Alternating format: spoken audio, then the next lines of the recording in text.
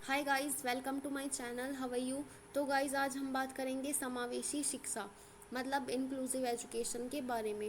Guys, अगर आप कोई भी टीचिंग से रिलेटेड एग्ज़ाम देना चाहते हो तो दिस इज़ सो इम्पोर्टेंट। आप इसको इग्नोर कर ही नहीं सकते क्योंकि इसमें से आपको क्वेश्चन पक्का मिलेंगे। तो चलिए गाइस, देखते हैं समावेशी शिक्षा किसको कहा जाता है। समाज के सभी वर्गों के बच्चों को शिक्षा की मुख्य धारा में समाविष्ट कर उन्हें शिक्षा के समान अवसर उपलब्ध कराना। मतलब गाइस, समाज में जितने भी वर्ग हैं, किसी एक विशेष वर्ग को नहीं बल्कि सभी वर्गों को समान शिक्षा के अवसर प्रदान कराना ही समावेशी शिक्षा का कार्य है। गाइस, जो ये सभी वर्ग हैं वो कौन कौन से हैं? निर्धन हो, वंचित हो, पिछड़े हो, अनुसूचित जाति हो या फिर जनजाति हो, कोई भी हो, इसमें सभी वर्गों को समान शिक्षा के अवसर प्रदान किए जाते हैं। तो गाइस, आपको यही ध्यान रखना है कि समावेशी शिक्षा क्या होती है। इसमें सभी वर्गों को समान शिक्षा के अवसर दिए जाते हैं, चाहे वो पिछड़े बालक हो, वंचित बालक हो, निर्धन वर्ग से हो, अनुसूचित जाति से हो या जनजाति से हो। और गाइस, समावेशन का अर्थ क्या होता है? किसी भी बच्चे का वंचित न होना, मतलब सभी को समान शिक्षा के अवसर प्रदान किए जाते हैं समावेशी शिक्षा में। समावेशी शिक्षा की विशेषताएं। तो गाइज, अब देखते हैं समावेशी शिक्षा की क्या क्या विशेषताएं हैं। सबसे पहले आती है समावेशी शिक्षा कक्षा में विविधता को प्रोत्साहित करती है। या ऑफकोर्स विविधता को प्रोत्साहित करेगी क्योंकि इसमें सभी वर्गों के छात्रों को समान अवसर मिलते हैं शिक्षा के, तो विविधता को तो प्रोत्साहन मिलेगा ही।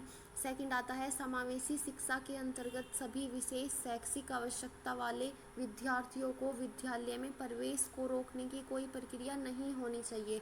मतलब जिनको कोई स्पेशल एजुकेशन चाहिए होती है, जैसे पिछड़े वर्ग या फिर वंचित वर्ग या कोई भी आप ले सकते हो, इनको स्पेशल एजुकेशन की आवश्यकता होती है, तो इन बच्चों को विद्यालय में प्रवेश से रोकने की कोई प्रक्रिया नहीं होनी चाहिए क्योंकि गाइस इसमें समान अवसर होते हैं सभी को। थर्ड आता है समावेशन की नीति को प्रत्येक स्कूल और सारी शिक्षा व्यवस्था में व्यापक रूप से लागू किए जाने की आवश्यकता है क्योंकि गाइस ये एक बेस्ट तरीका है बच्चों को शिक्षा देने के लिए, क्योंकि इसमें सभी वर्ग आ जाते हैं, समान अवसर दिए जाते हैं।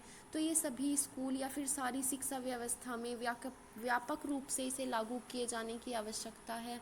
उसके बाद गाइस आता है समावेशी शिक्षा उस विद्यालयी शिक्षा व्यवस्था की ओर संकेत करती है जो उनकी शारीरिक, बौद्धिक, सामाजिक, भाषाई या अन्य विभिन्न योग्यताओं स्थितियों को ध्यान में रखे बगैर सभी बच्चों को शामिल करती है। गाइस, पहले भी बताया है कि इसमें सभी वर्गों के बच्चों को समान अवसर दिए जाते हैं, तो ये बच्चे की बौद्धिक, शारीरिक, सामाजिक, भाषाई या फिर कुछ योग्यता को नहीं देखती बल्कि उन्हें देखे बगैर सभी बच्चों को शामिल करती है। इसमें सभी वर्ग आ जाते हैं, चाहे वो कोई भी वर्ग हो, आर्थिक रूप से पिछड़ा हुआ हो, शारीरिक रूप से पिछड़ा हुआ हो, वंचित हो, कोई भी हो, इसमें सभी छात्रों को सम्मिलित किया जाता है।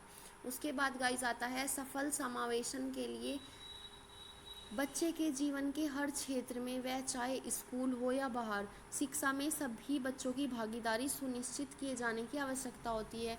या ऑफ कोर्स गाइस, अगर बच्चे के सफल समावेशन चाहिए होता है तो बच्चे की भागीदारी उसमें ज़रूरी हो जाती है, चाहे वो बाहर हो या फिर स्कूल हो। बिना बच्चे की भागीदारी के लिए उसे सफल जीवन हम नहीं दे सकते।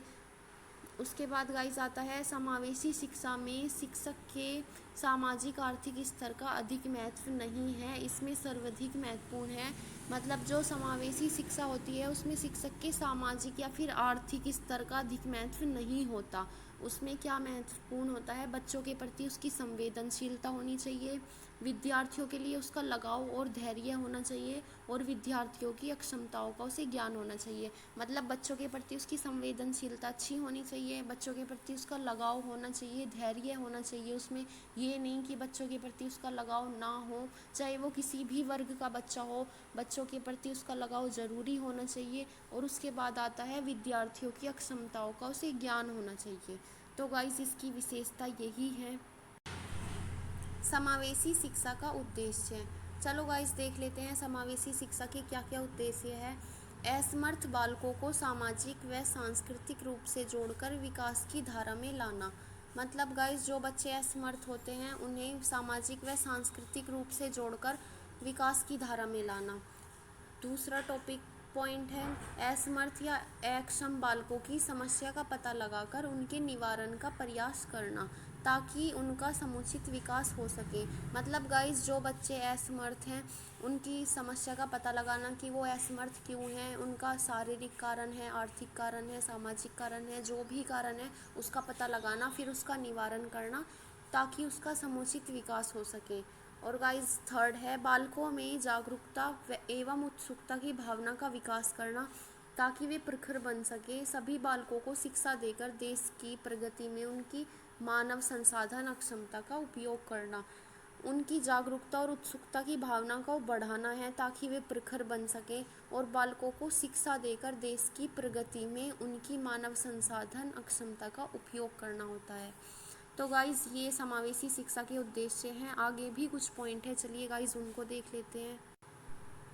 शिक्षण के क्षेत्र में लोकतांत्रिक मूल्यों को बढ़ाना, विद्यार्थियों को आत्मनिर्भर बनाना।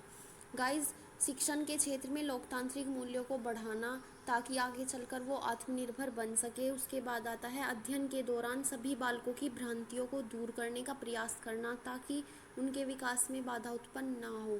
मतलब जो भी डाउट्स आते हैं शिक्षण के दौरान उनको क्लियर करने चाहिए ताकि विकास में कोई बाधा ना आए। उसके बाद आता है बालकों में नैतिक मूल्यों का संचार करना। दिस इज़ इम्पोर्टेंट, क्योंकि अगर नैतिक मूल्यों का संचार नहीं होगा तो बालकों को अच्छे बुरे का कुछ पता ही नहीं चल पाएगा।